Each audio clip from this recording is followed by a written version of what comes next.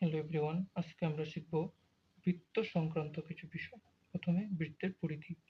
বৃত্তের পরিধি হচ্ছে বৃত্তের চারিপাশে যে আবদ্ধ বক্ররেখাটি রয়েছে তার দৈর্ঘ্য। ব্যাসার্ধ।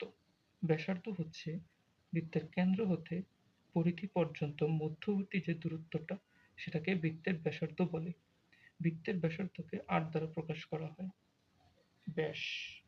ব্যাস হচ্ছে বৃত্তের যেকোনো দুটি প্রান্ত বিন্দুর সংযোগ সরলরেখা যদি বৃত্তের কেন্দ্র বরাবর যায় তাহলে সেই সংযোগ সরলরেখাকে ব্যাস বলে।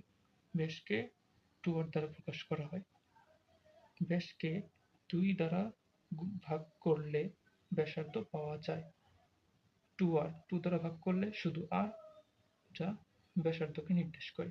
একইভাবে ব্যাসার্ধকে 2 দ্বারা গুণ করলে ব্যাস পাওয়া যায়, অর্থাৎ ব্যাসার্ধ r কে 2 দ্বারা গুণ করলে 2r, যা ব্যাস। বৃত্তের পরিধি নির্ণয়ের সূত্র হচ্ছে 2πr। এখানে পাই এর মান 3.15। বৃত্তের ক্ষেত্রফল নির্ণয়ের সূত্র হচ্ছে πr²। এখানেও পাই এর মান 3.15।